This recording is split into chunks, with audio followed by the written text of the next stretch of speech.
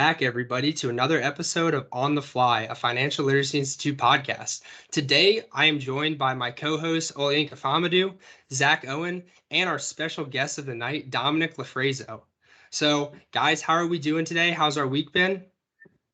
What is it? It's already the end because I'm still in school, as you guys know, as our listeners know. It's already the end of the half of the semester, the eighth week, which is kind of crazy to think about. Time just flying by. But the week it's been solid, as you guys know. I just came back from Phoenix for the Phoenix experience with Standard, so kind of had to get back acclimated to school because I missed a couple days. But nonetheless, the week's going good. Like I mentioned, it's just going by like this.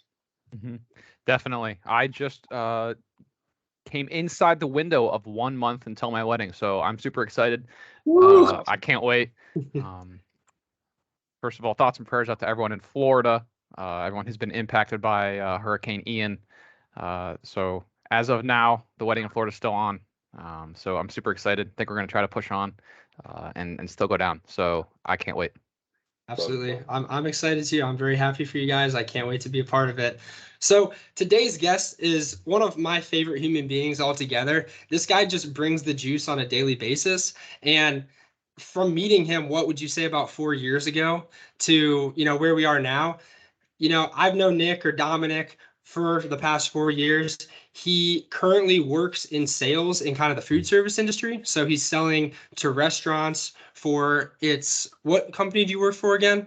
Hillcrest Food Service. Hillcrest Food Services. So he's working with restaurant owners, providing them the food that they send out and they put together to serve to their guests. So Dominic has a lot of energy and he has a lot of awesome takes and opinions on motivation, personal development, and just how to be a good, successful person. So, Dominic, can you give, our listeners a little bit of a background about yourself, where you started out, how you got to where you are now, and what makes you you? Absolutely. Thanks, Sean, and thank you, all three of you guys. I'm excited for this. We were just talking a little bit before we started to record about how, just having genuine conversations face to face, or even, I know this is virtual, but face to face in general is just kind of rare today as compared to what it used to be. One of my favorite things, and I think that this is a little bit of a life hack, is just reach out to somebody you haven't talked to in a while, or you've never talked to in person before, and meet at a coffee shop and just sit down and have no agenda at all. And I feel like that's part of what this podcast is, which I'm so excited just to talk to everyone, because that's what life's all about. It's all about people for me, and that's kind of my passion. So John talked a little bit about, I know he said Nick and Dominic. I was born and raised in Akron, Ohio. I'm one of 7 kids, so I've got 6 siblings. It's a big Italian family, and we have a lot of fun together. We're all really close. Love my family to death. But growing up, most people call me Nick, it's just a nickname for Dominic, and eventually it just switched over to Dominic. And so I have a lot of nicknames, whether it's Nick or Dominic or Dom or whatever it might be, and I go by all of them. But essentially, as I said, I was born and raised in Akron, Ohio, and I went to the University of Akron. I got a marketing management degree, had a couple internships, one with Bridgestone, and then one with a company called Geometry Global. Since then, I think they changed their name, but they're like a digital marketing agency. So I got a little bit of experience with them as far as working in the marketing world. And of course, I had different projects and all sorts of things in college to get that marketing experience as well. But specifically in the workforce, I had at least that internship. And I quickly realized, especially with the amount of energy that I was gifted with from God, I think it's really unique in that sort of way. I don't want to take that for granted. I realized quickly that I'm not somebody that is able to sit at a desk all day for like a 9 to 5. And of course, there's nothing wrong with sitting at a desk all day. I have plenty of friends that do it, and they do it really well with the amount of talent they have and whatever it is they're doing in the industry they're in. But for me, if I'm sitting at a desk any longer than a couple hours, I will literally start to fall asleep, even though I have this much energy. So I think God's gifted me with this energy as long as I keep moving and keep working and keep grinding and actually meeting people. I realize that I get most of my energy from people. People are, there's something about it, just networking, making friends, meeting new people, and the curiosity factor that includes all that. So every person I meet is just an opportunity to learn something new. I don't care how old, how young. I have friends of all different ages, and that's never bothered me in any way, shape, or form. And perhaps that's partially, with the big family I have and having all different age ranges, that's probably a big part of it. Even my youngest sister, I mean, she's 22 and knows so many people and is friends with a lot of my friends or my older brother's friends. And you'll realize that the ages never mattered in our family. It's just everyone's welcome. And I love that, really, just that welcoming aspect within our family. So after graduating, I worked at Cintas. And if you don't know too much about Cintas, a lot of people know them for the uniform people. I sold facility services to any sort of business that would use them. So I'm talking, it's a real sexy industry. I was selling, paper towels, toilet paper, air fresheners, floor mats, whatever it is that the company did. I sold that service where they would, pick up the dirty floor mats and drop off clean ones. They would give you an air freshener. They would give you cool looking dispensers and all sorts of things like that. And so I sold those services, those facility services with Cintas, which is about a $7 billion company now. So very large. I sold those to anybody who would use those sorts of things. It could be an office, a warehouse, a restaurant, any of those things.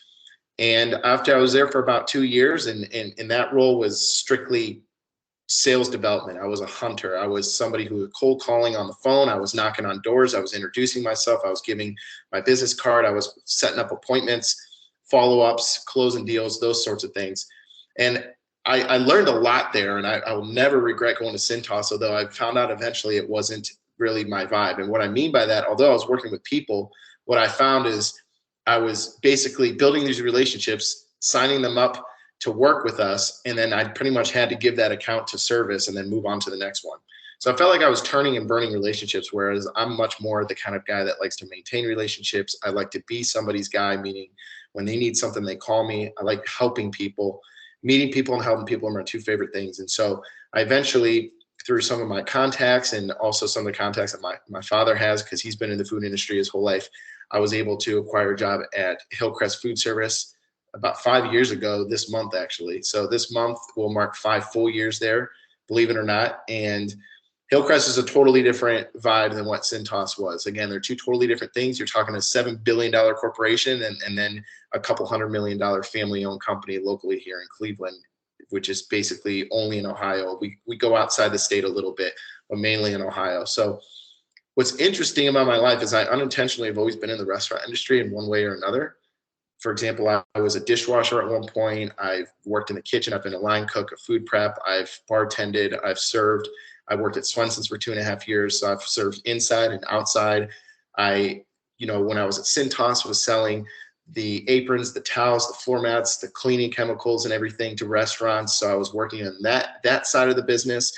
And then now I sell food to restaurants, so much so that I've even sold food to a restaurant that I used to work at. And I'm still friends with the owners today.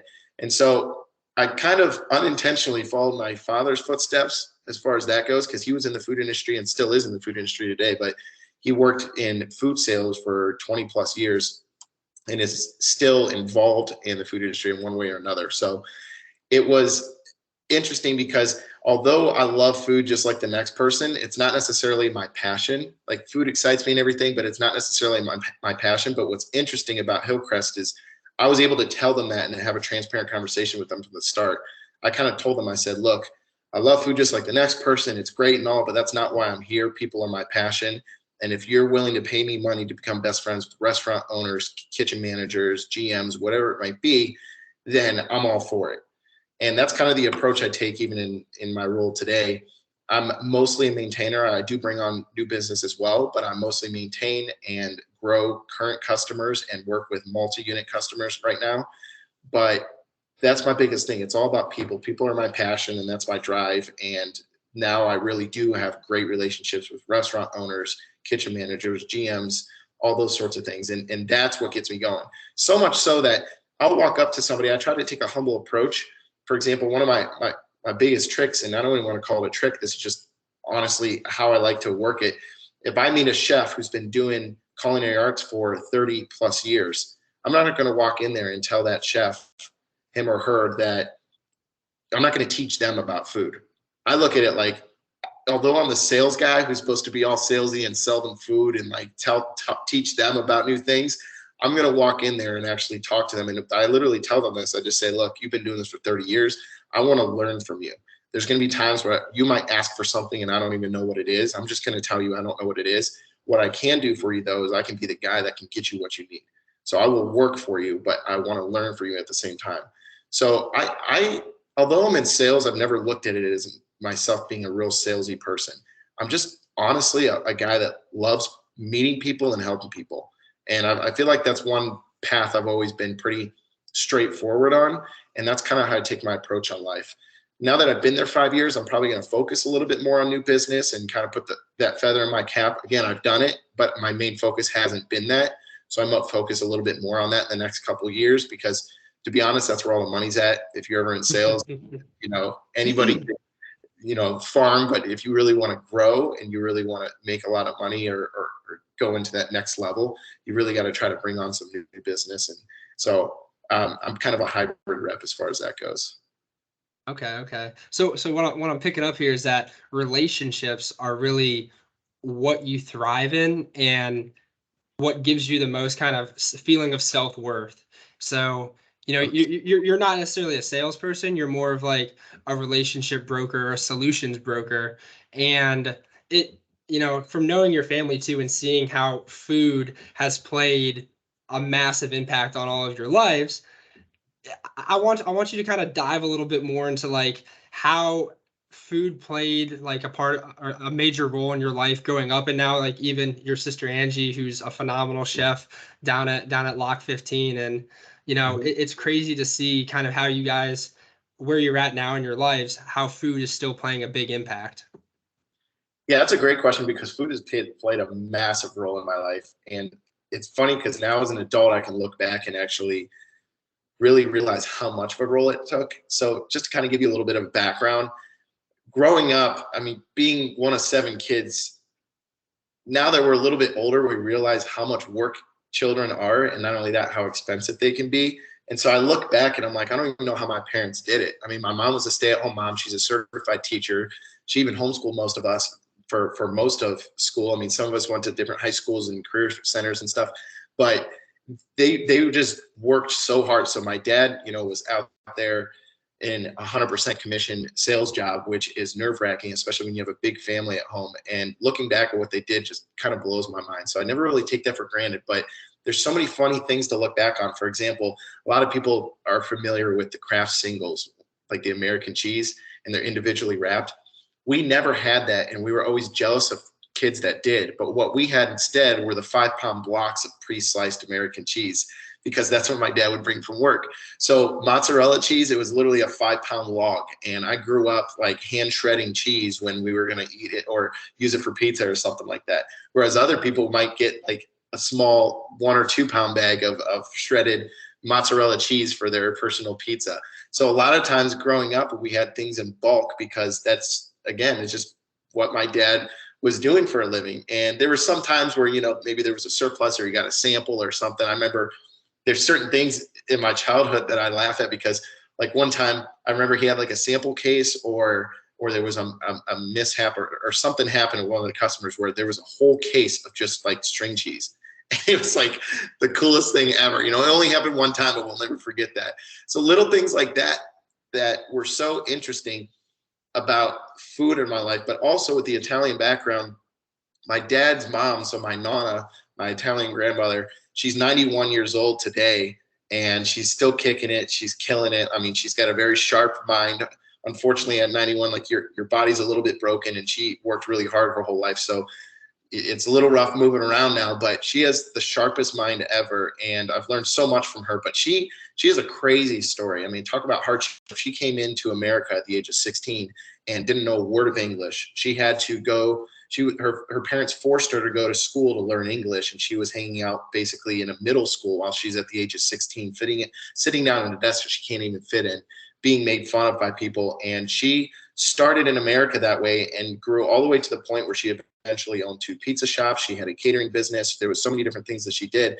And today you would never even know that Italian is her first language, because she speaks so well. So there's a lot that I've learned from her. I even grew up, with my siblings and with her hand making different pastas like cavatellis and different calzones. We would make calzones together. She's got her own little recipe, making meatballs, those sorts of things that we like grew up with her making those. And then pizza night at the Lofreso house is just unreal. Like I could show you pictures that are just blow your mind, where nothing's normal at our house. Like you walk in there and my dad is like, you just got like a huge industrial 8-burner gas stove, you know, and it almost doesn't fit necessarily. And you know, my mom hates cleaning it, but my dad is he was a culinary, he went to school for culinary arts and then sold food his whole life. So there's certain things like that. Like when we make pizza, we'll make like 15 pizzas. It's never just like a couple of pies, you know what I mean? So pizza night at the Lofreso house is almost legendary. I have so many friends of mine that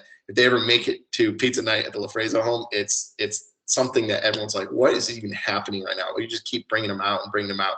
And I mean, I remember growing up, you know, it wasn't always that way. We don't always have all this great food, but it was just different. It was always stuff in bulk. And when we did something, it was always, we made way too much for way too many people. And it was just a lot of fun. So it's been a huge impact. And then, yeah, my sister, she went to the culinary arts program at the University of Akron. And Angie was actually, it was the last year they did it before they crushed the program, which is unfortunate, but she was the last year there. So my dad got culinary arts degree at University of Akron, and then my sister did it the very last year that they even had it. And now she is a sous chef, the sous chef over at Lock 15. And I mean, her energy is incredible.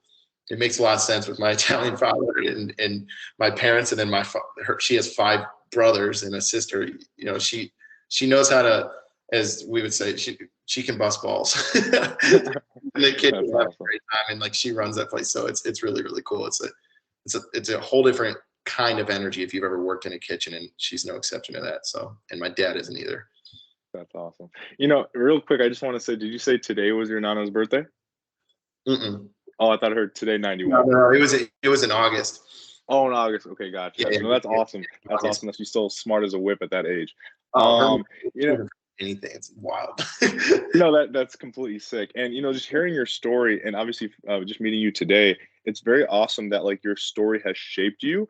But then for some people, they might think about your story, or if they have experienced your story, as like kind of a glass half empty, or glass half empty, more of that like pessimistic, oh, you know, life was hard, we have to buy things in bulk, or, you know, I didn't get to have what other people had, or XYZ. But hearing your story and the way you express it, it's a glass half full. It's very optimistic, right? And it's just so wonderful to hear that. And the way that your story has, you know, shaped you and molded you to the person you are today, I can tell even just by the way you talk, you're very passionate with people. Clearly, again, that's what you said. People are your passion. And it's just beautiful. And the fact that you're in sales, it sounds like, you know, people are the passion, but sales is the byproduct. You know, it's very interesting, and I love that. So, this is a sick story, and I just love how you're expressing it. So, you know, yeah, no, and I appreciate that, Nick. So, you know, kind of what I want to pivot to now is, you know, back when you were in school, what were some of the things that Nick was really doing to set himself up financially? You know, knowing Sean, you must be, you know, very much financially oriented. You in sales, you must be financially oriented. You know, what were some of the things that Nick did back when he was in college? Because maybe you had that mindset, maybe you didn't, maybe you did. But what were some of the things that you did to really set yourself up, whether it's financially with budgeting, investing, or even making your own meals? Because again, you're very much a connoisseur when it comes to food. What were some of the things that Nick did back in the day? Sure. So when I was real young, before the age of 16, because I pretty much had to be 16 before I could actually have a real job, if you want to say. So before that, I remember I was always bugging my parents on how I can make money, because we didn't really have an allowance. There was none of that, and we worked all the time. And you know, every kid had their chores and those things, but we never had an allowance. And so like the only money we would make was, you know, Christmas or birthdays with grandparents or aunts and uncles or something like that. So money was always really interesting because we valued it a little bit different than a lot of other kids, I think. Now, being in the Akron area, and I only say the Akron area because, like, especially the University of Akron, there's a ton of commuter students and a ton of people working full time while going to school full time.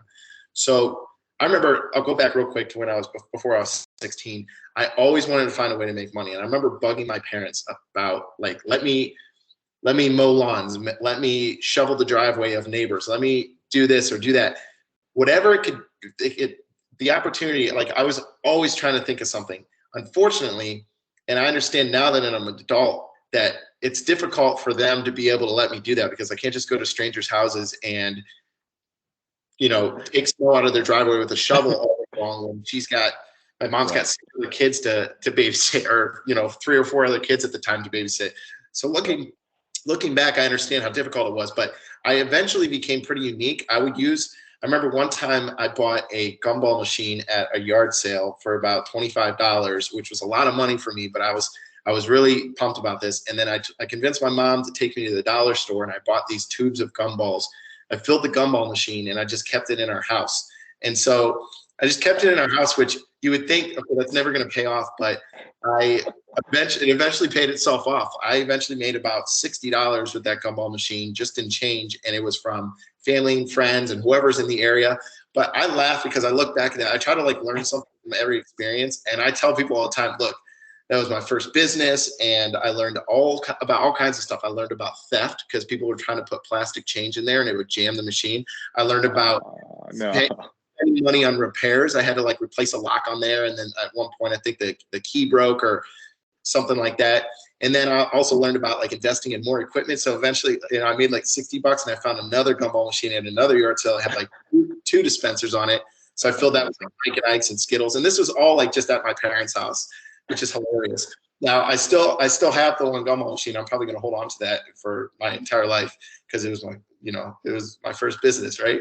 But money was always interesting. As soon as I turned 16, like the day I turned 16, I immediately went and applied for a job, got an interview. And what you'll find is all my siblings and I, we kind of followed each other to different jobs. So my first job was at Graft Growers. It was a garden nursery, and my brother had already been working there, stocking plants and stuff in greenhouses up towards the fronts for the customers. So that was my first job. I immediately applied for it, got a job there. Eventually, I don't know if they just didn't have enough hours or I wanted more money, but I also got a job. My dad helped me get a job at Hudson's when they had a location in Fairlawn. It's a restaurant. So I was a dishwasher there. And eventually, I remember being so pumped because at the time, I think minimum wage was like $7.15 or $7.25 an hour, and they started me at like $7.50. So I just felt like a badass at that point. I was like, yeah, that's what's up, and I was like, I'm going to be the best dishwasher, and I would always just try to, I don't know, somehow my parents instilled in me hard work, and that's for all my siblings. We've all kind of related to that in a lot of different ways, but there's been very few times in my life where I didn't have two jobs or I had at least something on the side that I can make extra money on. Even today, there's always something where I'll work an event or I'll bartend a wedding just because it's fun and you can make some side cash. And it's not even necessarily like, oh, I need that. It's more or less like, well, why not? Like I can not go out to the bars and spend money, and then I actually have a blast, at a wedding, giving people free drinks, and then I make, a couple $100 or something. So it's always been instilled in me. But I remember money was always interesting because when I was like graduating high school, well, before I graduated high school, I did a year of post-secondary, my senior year of high school. So I saved, basically I got a year of free college, but even that was difficult. You had to apply in a certain way, and it was a little bit different because of the school that I was involved in and everything. But going to college, my dad pretty much told my brothers and my sisters and I, he's like, look, you're going to college, you're getting a degree, and you're paying for it, and you're going to figure it out.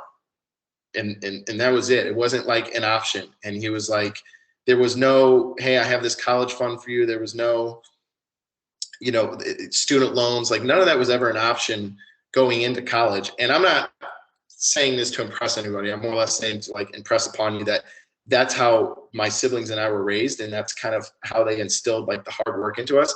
So I'll never forget my first semester. I think I had like my life savings, getting out of high school. I think I had like $5,000 or $6,000 that I had saved up. And I'll never forget this. My first semester, I never had any scholarships. So I go to pay for my first semester, and I was $500 short of the first semester of college. And I still had 4 years ahead of me. And I was just like, dude, this is miserable. Like I borrowed $500 from my brother, pay him back, figure it out. And I immediately found out that like my hourly wage job was not going to make enough. So I'd always heard that people would make money, really good money at Swenson's. And they said, look, the management's a little bit rough, but you make good money. So I just applied, and they hired me within like a day or two. And I was like, okay, this is great. And I walked in there just like any other job thinking it'd be fine. I ended up sucking at that job so bad the first few months, like crazy stories about how bad I was in the beginning. But I eventually kind of convinced myself, I got to make this work. And one of the bosses there, he kind of told me I sucked. He told me that straight to my face. He was like, I remember answering the phone and I hung up and I was taking an order, and basically everything at Swenson's you have to write in a code. So like one double cheeseburger would be 1 DBLCH, and then you put the toppings, and there's abbreviations for everything. So you have to memorize a code for every single item, every topping, every milkshake, whatever. So I didn't have anything memorized, and the president of the company was there, and I'm writing all this stuff down, and I was like freaking out. And he's like, look, you write it like this. Then I did another one. I was freaking out. He's like, you write it like this. By the third or fourth time, he just stops me and he goes, Dominic, he puts the pad down, the pencil, and he goes, look at me. He goes, you suck. You absolutely suck. He goes, you don't know your milkshake flavors. You don't know any code. You don't even know how to write these things down. Like, you suck at this job. And I was like, oh my gosh, I'm going back to my old job. Like, forget this. Like, I don't do this, whatever. And then he followed that criticism up with, but I like you. And I was like, oh, thank God, something, right? And after he said that, he said, every person you talk to enjoys talking to you. They're not upset, and it doesn't matter how many mistakes you make, they still enjoy talking to you. And he said, so what are we going to do about this? And I'm like, I mean, I don't know. And he goes, how long do you think it would take for you to memorize all the prices on the menu? And there's probably like 60 items or something. And I'm like, I don't know, probably like, a few days or a week. And he was like, how about tomorrow morning? And I'm like, yeah, sure. And he goes, I go home right now, and tomorrow morning at 9 a.m. I want you at the office, and we're going to take a price test. And depending on how you do, we're going to figure it out from there. Dude, I was freaking out. Like, I came home, I'm like, I suck at memorizing, never good at like quizzes or exams. I had my siblings helping me. I stayed up till like 3 a.m, and the next day I got there and I show up, and I frantically took this price test. He gave me a blank menu, and I filled out every price, and I ended up only getting like 2 wrong, and they were items that weren't on the menu that he gave to me originally. And he said, well, you pretty much aced it. He's like, you're going to work at this location now. And that's how I kept my job at Swenson's. I ended up working there for 2.5 years, and eventually I would say became one of the best servers. Eventually, it was really rough in the beginning, but eventually I was just like, look, I'm going to be that guy that people can rely on. So I wasn't the number 1. I was probably the number 2, because I've always been that guy that somebody can rely on and work with. So that was basically how I was paying for college. I would save up $5,000, $6,000, $7,000, and then I'd spend all that on one semester. And I'm not even kidding you. I would drain my bank account to like $100 6, 7 times in college, and that'll cover like 3 years. It wasn't until my last year and a half that an internship. I moved out like outside of campus. I got more involved, and all of that basically means I had to basically make less money. So that's when I took out some student loans, and I had borrowed some money from family and that kind of stuff. And, looking back, I don't have any regrets, because those were the last year and a half of college. I was the most involved, got the most done, and those were the best years of my life. But the money's always been really interesting, because it's always been, if you want something, you got to work for it. There's no option. Nobody's here to help you. Nobody's here to give you stuff. And that's not just me. That's a lot of the friends I know. That's a lot of the people. I'm sure I'm looking at 3 people that are very similar, but that's also the vibe at Akron a lot of times. Awesome. Dominic, I think that story you can summarize in a couple of words, is hard work beats talent, right? Dedication beats talent. So even though you weren't, naturally talented at your job, the hard work and dedication paid off, and, you ended up being pretty decent. Yeah. That's awesome. So you were talking about how, money is interesting. What do you do today to budget or keep track of your money? Do you do a lot? Do you do a little? What works for Dominic? There's so much you can do out there today with the technology there is. Obviously, you want a certain amount coming in your paycheck for your 401k and those sorts of things. And a lot in the past 5 years, everyone's talked about crypto and throwing money here and there. And I've toyed around with that, had some fun, made a little bit of money, lost a little bit of money. And then, since college, I use an app called Acorns. I don't know if you've heard of it, but essentially what it does is it has this cool concept of every transaction you do, like, okay, people used to use cash all the time. So you give them a $20 bill, maybe you get, $3.73 back for something you buy. That's 73 cents. You keep the change over time and then trade it in at the bank or get dollars. So they have the same concept, but they know everyone uses a credit card. So what it does is every transaction you do, let's say it's $1.25, it rounds up every transaction. So it might go to $1.75, or it's $1.25 would invest 75 cents into the app. So it would just keep rounding up every purchase that you have on your card, and then it invests that in the app, and it automatically invests it into basically their mutual funds is what you would want to call it. But they diversify the portfolio within the app, essentially. We're all familiar with that. So I always liked that, and I used that kind of as like, I don't even think about this kind of money concept, and I'll put like, I have it automatically withdraw like $50 a week to put in there. And then what'll happen is every couple of years I might have like a big purchase or a repair, or, it's almost like I look at it like an emergency fund. So there were times when, I graduated college and I didn't have much money, but I had like $1,400 in there or $2,000 in there, and it made like $150 or $400 for me when I wasn't even thinking about it.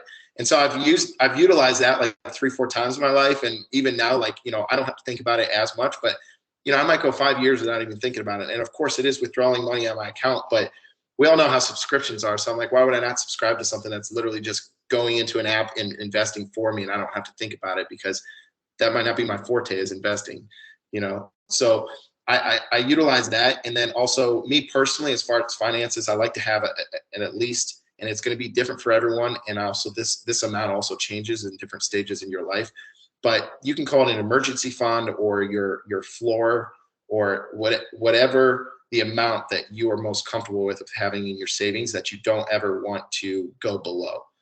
And I think convincing yourself, I've always loved the concept of putting money away like it doesn't exist. I remember when I was at Swenson's, something I did, I needed to save up for a car. And so I was like, well, I'm already spending all the money, I'm already doing this. What I did instead was I would I would get $250 in cash each week. And that might be a shift or two. There was probably like a couple of shifts with all the tips I was making. And I would like wrap it up in a piece of paper, and I'd put it in this little like safety deposit box thing I had at home. And I would just do that every single week. And thinking about it, like, dude, that's a ton of money. But if you just think I just have to work one extra shift, or I have to work a double instead of a single, or instead of this short shift, I'm going to work a long shift, it quickly adds up, and you can make that happen when you're a server or bartender. So I did that. And I remember I saved up, like, I think it ended up being over the course of, I don't know how long, but I ended up saving up like $4 or $5 grand. And eventually when I bought I had a car I bought for like $7,000. It's just the idea of like putting something to the side that you don't think about. So let's say that your floor in your savings account is $2,500 or $5,000. Create that floor, have that $5,000 in your savings, and then almost think of that as there's $0 in there. So if you ever get to the point where you have to dig into that 5,000, it's okay, because that's like your emergency fund, or that's there for you. But I don't look at that as like fun money or something I can spend. I look at it like it's not even there. Like, it's important to just look at that as that's worst case scenario. In fact, if I ever get like close to that floor that I've set in my personal life, I'm like, okay, I got to make some more money somewhere. So I think that that's really important. That's just a concept that I came up with a long time ago, and it's helped me in a lot of different ways. And I think it's a good one. And again, that floor is going to change. If you're younger or in college, or maybe you have a lot of debt, we're all different stages in life. But over time, I've been able to increase that floor as I increase my income. And it's helped me in a lot of different ways, because I know if a rainy day or a big repair or something comes, I'll be just fine. Yep. It's like what they say, you have to invest the money that you're not afraid to lose. So like you said, you just forget about it when you put it into that safety deposit box, or you put it into your investments. It doesn't factor into, the money that you think you're bringing in. And another thing too, I want to touch on that you covered is that emergency fund is crucial, because it's your help you sleep at night fund. If you have a couple $1,000 in there, $5,000, the general rule of thumb is you start with 3 months of expenses, then you go to 6 months of expenses, then you go to a year. But that helps, that takes away so much anxiety and so much worry about, what if this happens? I'm going to be screwed. I'm going to be ruined. I know people that if their car breaks down, they can't afford to fix it.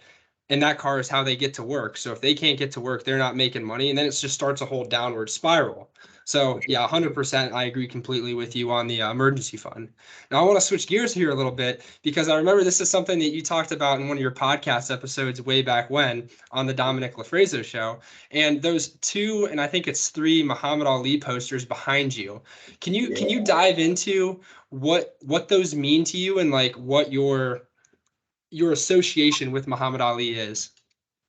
Yeah, absolutely. So I as you know, I love people and I love anyone that's achieved greatness in any sort of way. It doesn't have to be something like Muhammad Ali, which obviously you can look at as the GOAT and the greatest of all time. And it's amazing. But I originally saw these on a website, Iconic. I don't know if any of you are familiar, but they do a lot of like canvases. And even those were expensive. And I'm like, dude, I would look at those every single day and they just look cool. And like, it's Muhammad Ali. So how can you not love it?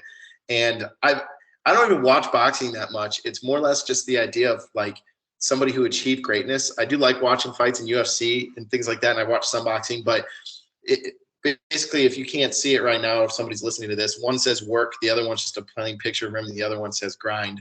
And the words don't necessarily mean the world. It's more or less just, it looks cool to me. So I was like, I got to have that on my wall. And then on top of that, there's just the things that Muhammad Ali stood for. He was like the pastime David Goggins of today. That's kind of how I look at it. So Muhammad Ali, there was this quote that he said, and he said, I hated every minute of training, but I told myself, don't quit, suffer now, and live the rest of your life as a champion. And I just love that because there's so many different, you can use that in a high level or a very small level in your life. So it can be anything. You might want something really big right now. Let's say you want a brand new Mercedes, but you're driving a junk car. But you know the right thing is to drive the junk car and make some big progress in your career, your life, your income. You don't have to go buy the Mercedes now. So you can apply that to almost anything. If you're in the gym and you want to make some progress.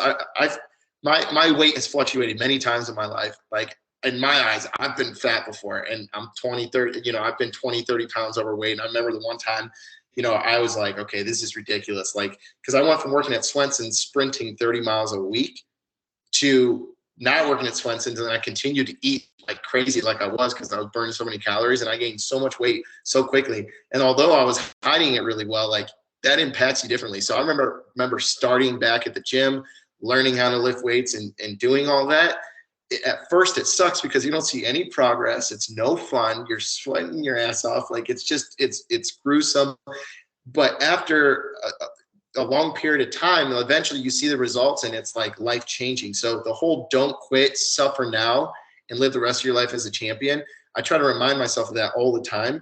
And it could be something as simple as just lifting some weights, as simple as maybe driving that car for an extra year or two, as simple as, hey, work isn't too much fun now, but eventually the reward will come. It can be anything, but I like to implement that to pretty much anything in my life. And if you're ever doing something you don't enjoy, but you know it's the right thing to do, don't quit, suffer now. In fact, I remember right before I quit, right before I left Swenson's, I'll never forget this. This was like a few months before I left Swenson's. I was miserable. I was done with the job. I felt like I was being treated wrong. I felt like for what I was doing, I wasn't being respected well. And I was going through some stuff. And I never forget this. I called my dad and I just called him. I said, look, I'm at the office. I want to walk in there and quit right now, but I know it's not the right thing to do. I just wanted to call you and see if you can convince me out of it. And he's like, look, I'm going to tell you what my dad told me. He said, you can have fun now. That's fine, but you're going to work for it later. And as long as you understand that, that's fine. He said, or you can work now and you can have fun later because of it. He said, there's no right or wrong way to do it. It's completely up to you. So you have a decision to make as a man, and that's up to you. And I was like, all right, I was like, all right, I appreciate it. And it was like the shortest, most impactful phone call. I don't even know if he remembers that phone call, but I'll never forget it. And so that's kind of similar to Muhammad Ali. It's like, don't quit, suffer now, live the rest of your life a champion. So I only worked there for another 3 months, but it was 3 months of hell at the time for me.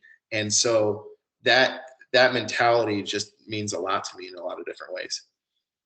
That's an absolutely tremendous story. Yeah, thank you for sharing that. And I remember it very similar from your podcast, and that has always stuck with me. And I do agree, like Muhammad Ali's quote is one of my favorites of all time.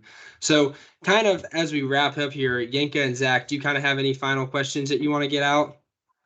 Yeah, actually, I'm curious. What is can you tell us a little bit about your podcast and what you do? Maybe you do, because I actually don't know what you do full time. Maybe what you do on the side. Can you tell us a little bit about that? I think that's awesome. Yeah, so I'm glad you guys are bringing up the podcast because I was telling Sean that one of the love languages, especially growing up a big Italian family, is kind of like I appreciate it when people kind of talk shit. It's almost like a way of that's how I grew up. We all just like make fun each other, and it's our way of kind of motivating each other. And I know that might not be good for everyone in society, but having a lot of siblings and growing up in that kind of environment, that's always been great. And so I was telling Sean, I said, I've been doing my podcast for about 2 years. I've taken a long break and I have no excuses for it. I mean, life's been great. I've been doing all kinds of wonderful things. I've progressed in my career. I've met a ton of new people. I've traveled. I've done all kinds of things. And so like, I'm not disappointed that my life isn't great. That's not it at all. I am disappointed, however, that I did kind of quit the podcast. Now, I don't want to say quit necessarily because I want to look at it as a break, but it's been way too long of a break. It's one of those things like, I remember when I was in college, I wasn't enjoying it at first, and I always wanted to take a break and like, oh, I'll take a semester break and save some money. But I didn't do it because I knew I'd never go back. Now, with this, it's a little bit different. I know I'm going to come back, and I just recently started to at least get involved a little bit. I know the world of social media and also podcasts and everything is always changing. So I realize that Instagram reels are pretty popular. So I just started doing some reels, and I have no like real plan with it. I'm just trying to like ease into it. I've been doing one every day for the past 4 or 5 days or something. And I just want to like throw little 20, 30-second clips or 60-second clips out there and eventually get back to the podcast. The reason why I did the podcast is I've always been passionate about public speaking and impacting people. And I feel like I've learned a lot and have been through a lot in my life that is very, I want to say average in the way that it's stuff that pretty much anyone's been through. We've all had a job. We've all gone to school in one way or another, whether it was college or high school. We've all lived life in a similar way. So I'm not the only ones that have any hardships. And I don't even look at them as hardships. Like these were just normal life things, it's so I look at that and as an opportunity, and I just wanted to share a lot of stories. So I started a podcast. I have 20 episodes. Again, this was a couple years ago since I've done one. But those 20 episodes, they're basically just about life, motivation, mindset, how to really just think differently than the average person. And also I try to tell different embarrassing stories, like that one where I talked about the president saying you suck at your job. I think those are the things people want to hear about, because there's so many. I've always been that guy in class that when the professor says something and then everyone's thinking like, what does that even mean? I'll raise my hand and be like, yeah, I don't understand what you just said. Like, I want to be that person for others, because I know not everyone has the courage to necessarily call somebody, go to coffee and sit down and have a conversation. So my goal was to eventually interview people. And I think that was the big hurdle for me. I put 20 episodes and it was just me talking on the podcast. And I felt like where I was at in life, I kind of ran out of content, and I was feeling like I was about to start repeating myself. And my goal, as I said, was eventually sit down with people and interview them. And I guess the thing that scared me away a little bit was how much work it is. Like anybody, I'll tell you what, these full-time YouTubers, it is a ton of work. Like you would need 2 cameras, and I've got a lot of the equipment, just setting it up, having the space, doing all the video editing. It's a ton of work. So at the time, I don't think I was ready for all of that. Now, moving forward, I'm trying to make plans of getting back to that. So I think I'm going to ease into it. I want to do some Instagram reels. I'll probably get back to doing a couple like single person episodes, and then eventually interview as well, kind of like what you guys are doing. So there was just a few things that were little hurdles, but I'm looking forward to get back to eventually. There are some things I still stay committed to. I've been part of Toastmasters for 5 years, which is an international public speaking club. A lot of times you say Toastmasters, people don't know what they're talking about, but think of like giving a toast at a wedding. Toastmasters has been a huge blessing to me. I still, for the past 5 years, every Wednesday morning at 8 a.m. I meet with them, and that's helped me a lot, especially with how to speak properly. Right. Real quick, I do want to say, so number one, what's the title of your podcast? I think we should plug it. And number two, not only to help you get back onto it, but I think all of us would be interested. We would love to be like a guest on your podcast. I think because it sounds like we're in a similar niche. I think it'd be super sick for us as good people that to be maybe one of your first guests. And I think that right there will kickstart you to be like, oh yeah, I love this. I want to get back into this. So off camera, we should talk about that more. But what is the name of your podcast? I'm all about it. We definitely could talk. So the name of the podcast, I couldn't think of a name, so I said the Dominic Lofreso Show. That's it. Okay. Very simple, straightforward. So it's the Dominic Lofreso Show. I still have DominicLofreso.com. I need to update some stuff on the site, but the podcast is still on there. It's on Spotify. It's on iTunes. It's on Vixer, like all these different platforms where a podcast would be on. And yeah, I mean, I still think it's solid content. I still have people, it's been, like I said, like 2 years, and I'll have people reach out to me even just in the past week, a few people have reached out to me and be like, when's the next episode? Like, when you do the podcast? So I know it's definitely impacted some people, and that means the world to me. And I love where you're going with that. Like, I want to interview people. I want to sit down and talk to them, because I feel like I do that in my everyday life, but to actually record it and share it with people who might not have the courage to do it themselves. That was always the concept I loved about podcasting. Is I think it's so important to sit down with people and learn from people from every part of life and from every part of the world. And if somebody doesn't think the same thing, or they do, but they maybe don't have the courage to reach out to strangers, I want to be that guy for them. So that was the kind of concept behind a podcast. I know that somebody could learn the same things without having to do the same things. So 100%. yeah, we'll start a little focus group before us can talk about where the studios. 100%. No, we'll talk more about that. Yeah, absolutely. And I look forward to the episodes coming back too. Like I said before we started, I listen to those on my way to and from work pretty much every single Friday when you released them. So it was definitely beneficial, and it made an impact on my life as well. So kind of here, as we wrap up, we got some standard questions that we ask all of our guests, and these are more so like a short form answer in a minute, but kind of off the cuff. What is your number one goal for the rest of 2022? Rest of 2022. Let's see. We only got a few months here. My number one goal, I recently moved to Cleveland, and I have just been trying to meet as many people as I can in this area. I've also run into a lot of people that I've known for years but haven't seen in years. So my number one goal is to build my network, but within my social life and my work life. So now that I'm in Cleveland, I think it just brings a lot more opportunities. And now that I've hit my 5 years at Hillcrest, I'm kind of working with my bosses and everything to really formulate what I want to do moving forward and how I can structure that. And it might even involve getting more involved in different Cleveland accounts and things like that. So I think it's all just about networking for me. I want to build a whole new network. I've always wanted to move away, but I don't want to leave the company I work for, because I love working with them. So Cleveland was kind of like the move, So although it's not far from home, it's only 30, 40 minutes. To me, it's like I just moved out of the state, and I have a whole new network of people I can meet. So I just want to build my network here, man. There's a lot more goals that I have, but that's probably my number one, because who knows what that could bring to my life, Absolutely. And I have no doubt whatsoever that you're going to do a great job and be successful at it. So next question, of all of the books you've read or listened to in your life, what is your number one book, whether it's financial related, personal motivation, anything like that? The Compound Effect by Darren Hardy. Oh, what a He's the guy that book. started Success Magazine, and my buddy Ben, I owe him all the credit. He's the one that introduced me to it. I believe even gave me a copy at one point. I love it because I don't enjoy reading that much. I like to watch YouTube videos, watch movies. I like to listen to podcasts. I like to talk to people in person. Reading is probably on the bottom of the list, but I know it's important. But The Compound Effect is like a booklet, and it is the most powerful book I've ever read. I've listened to a ton of great audiobooks, and there's a ton of classics that everyone knows, Think and Grow Rich, and those sorts of books.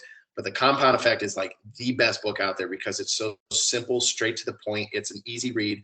And his whole concept is, I may not be the best, the strongest, the most skilled, any of those things, but I can, and I will. If I put my mind towards it, I can and I will become the best at something or beat you in any competition. And the whole theory is it's the compound effect. It's just like compound interest. As long as you work towards something a little bit each and every single day and never quit until you get there, you will always get there. And I think it's so powerful. He gives incredible examples in that book. So many examples that there's not a single person in this world that can't relate and have that affect them in a positive way. So The Compound Effect, hands down. If you don't like reading, if you like reading, it's an easy read. It's straightforward. It's the only book in my entire life that I've read twice, which isn't anything impressive because it's small. But I'm telling you, like, if Dominic read it twice, it is probably a good book because I don't read books often. I like human interaction more. Awesome. Yep. That's an absolute banger too. I feel like anyone who's in a rut in life, that book will take care of it. So before we ask the last question, I want to throw it over to Zach real quick for a bonus question here for question number 3. So Dominic, let's see. I don't know if I have one lined up here, Sean. If you had, let me think here, to give someone advice, trying to get into a business, if they're trying to start their own, maybe it's something like you said with yours is kind of a family member's. Based on your experience, is there something that you would advise someone to do differently, or something you'd advise them to follow in your footsteps, do the same as you did? Yeah. So whether it's a career or business, if it's a business, I think one of the number one important things that Sean mentioned this earlier, I think, was if there's a risk, be okay if it fails. Like, you have to be okay with the risk. So that's important. But I'd say the number one thing, it has to do with confidence. So this isn't easy today because there's so many people getting beat up for saying the simplest things, right? But confidence is so important, and just be yourself. One of the best bits of advice I've ever had from somebody was my old boss, Bill, who I'm still good friends with at Bridgestone when I had an internship there. He told me at the end of the internship, when he was offering me a job, that the reason why he hired me was, he actually asked me, he's like, do you know why we hired you? And we made some jokes, but he said, no, I hired you because it wasn't an interview that we had. When you were sitting there, you sat back, you were relaxed. We had a great conversation. We were laughing, having a good time. He said, I can teach you anything you want to know about tires, oil changes, or car repair. I can't teach that. And so when I realized how powerful that was, and that was fortunately a gift that I feel like I've been given by God, whether it was from my family or my siblings, whatever it was, I think that confidence and just being relaxed and a normal individual, a normal person, showing your flaws, showing that you don't know something, I think that will get you anywhere in life. I think that anywhere I get in life from here on out is because of that. It's because I'm okay with not knowing something. I'm okay with being the stupid one in the room. In fact, that's an advantage because you're surrounded by people smarter than you. I'm okay with those sorts of things. So being confident in who you are and just being okay with being imperfect is so important. I think that's the number one piece of advice, no matter what you're trying to accomplish in life. I think that story is a great example of people are the product, sales is the byproduct, right? Or, whatever you're trying to do. Exactly. No, absolutely. And that's what I told Hillcrest when I started there. I said, look, people are my passion. That's what I'm here for. Food's the byproduct, like you guys said. Absolutely. Yeah. Hey, sorry to put you on the spot, Zach, but I think you did a great job asking the question. Nick, you did a phenomenal job answering it. So for our last question of the day, where can our listeners find you on social media, and how can they connect with you? Yeah, I would say I'm the most active on Instagram. It's just my first initial last name, D. Lofreso. I have LinkedIn, I have Instagram, I have Facebook, but my Facebook got hacked like a year ago and I could never get it back. So I had to start from scratch and get a new Facebook. So my Facebook's really boring now. I have one profile picture and one post. So it's literally nothing there. And I didn't feel like starting from scratch. So I'm the most active on Instagram. I do have a website, DominicLofreso.com. It's a little outdated except for the podcast, which, that was a couple years ago. But so I've got a lot of projects I gotta complete for sure. But Instagram would probably be the best one if you just want to follow me on social media. And then LinkedIn's always great too. Absolutely. And yeah, check out the Dominic Lofreso Show on Spotify, Apple Podcasts, or anywhere you listen to podcasts. Zach and Yinka, where can our listeners find you? You guys can find me at Zealand22 everywhere on social media. Yinka, what about you? Yeah, you can find me at Ola Yinka Famadou on LinkedIn. And you can find me at Sean Lacey7 everywhere on social media and Sean Lacey on LinkedIn. As always, check out thefli.net. Check out On the Fly on Spotify, Apple Podcasts. And Nick, thank you for such a great episode. Phenomenal testimony, great stories. I mean, you exceeded the expectations, and I had high expectations for this episode. So we appreciate you taking the time to join us. We look forward to seeing your podcast get started. Zach and Yinka, do you guys have any final words? Just looking forward to be on the Dominic Lofreso Show. Watch out for us there on pretty soon. Yep. Awesome. Dominic, thanks so much for your time. Really appreciate it. Thank you guys. This was awesome. I appreciate you guys very much. I enjoy this. Absolutely. And once again, this has been another episode of On the Fly, a Financial Literacy Institute podcast. We'll see you next time.